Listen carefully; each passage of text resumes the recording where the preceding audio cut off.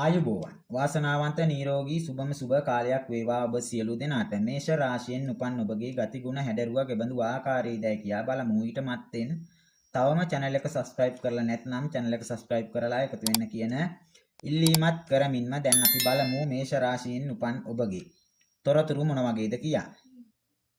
මධ්‍යම ප්‍රමාණයේ ශරීරයක් හිමි දික් වූ බෙල්ලක් හා පොකුරු ලෙස කෙස් පිහිටා ඇති යහපත් අංගපසඟක් ඇති ඇවිදගෙන යාමේදී මදක් ස්වල්ප ප්‍රමාණයක් නැමි ගමන් කරන අය ලෙස සඳහන් කරන්න පුළුවන්. ඒ වගේම කඩිසර ගතිත් මොවුන් පෙර පින් අධික අය ලෙසත් සඳහන් කරන්න පුළුවන්. ගතිගුණ අතින් බැලූ කල මේෂ ලග්නයේ ලග්නාධිපති වන්නේ කුජ ග්‍රහය.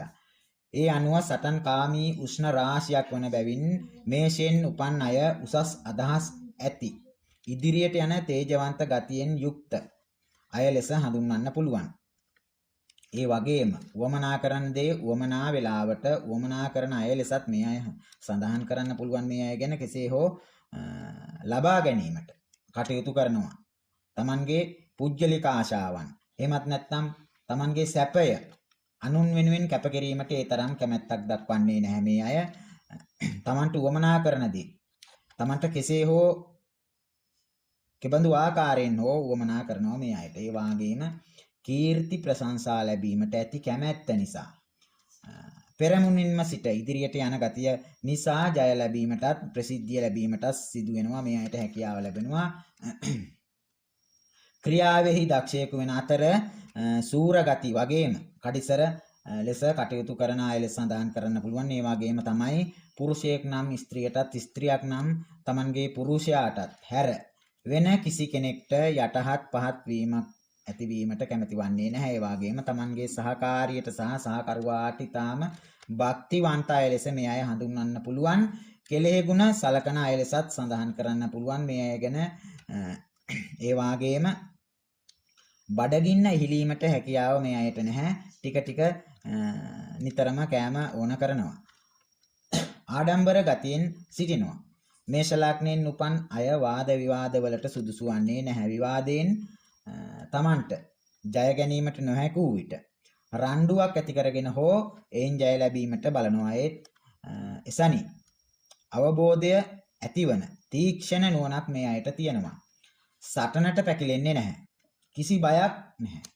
සුළු දේවල් වලට ඒ තරම් කැමැත්තක් දක්වන්නේ නැහැ. විශාල ව්‍යාපාර වැනි කටයුතු වලට මේ අය උදවිය සුදුසු යෝග්‍ය අය ලෙස සඳහන් කරන්න පුළුවන්. ඒ වගේම උසස් පිටුවිලි පවතිනවා. හදිස්සියෙම හිටි හැටි කරුණු වෙනස් කරන ගතියක් තියෙනවා. ඒත් යමක් ස්ථීරව කරගෙන යාමට සිතාගත්තොත් ඒ දෙය ඒ ආකාරයෙන්ම කරනවා.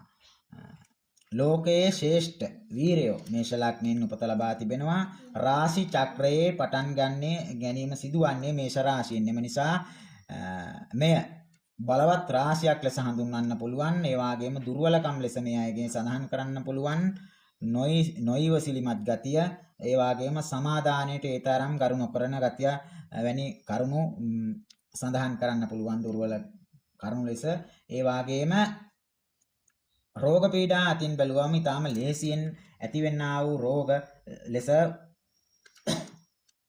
උණ දැවිලි රෝග, මොළයේ අසනීප, බඩේ කැක්කුම්, හදිසි කලන්තය ඇතිවීම, නිින්ද නොයෑමේ රෝග, හිටි හැටියේ සිහි නැතිවීම වැනි රෝග ලෙහෙසියෙන් සෑදෙන රෝග ලෙස මේ අයට සඳහන් කරන්න පුළුවන්. මේෂ රාශියෙන් උපන් ඔබට පැළඳීමට සුදුසු වන්නේ ඇඹතිස් කියන මණික් වර්ගය, ඒ වගේම දියමන්ති සහ සුදු නිල් කියන මණික් වර්ග සඳහන් කරන්න පුළුවන්. ඉතින් එහෙනම් මේ මේෂ රාශියෙන් උපන් ඔබට නිදුක් නිරෝගී සුවය හා දීර්ඝායුෂ ලැබෙත්වා කියා ප්‍රාර්ථනා කරනවා. channel එක subscribe කරන්න. මීළඟට වෘෂභ රාශිය ගැන ඉදිරියට වැඩසටහනකින් කතා කරන තෙක් ඔබට ආයුෂ බොහෝ වේවා කියා ප්‍රාර්ථනා කරනවා.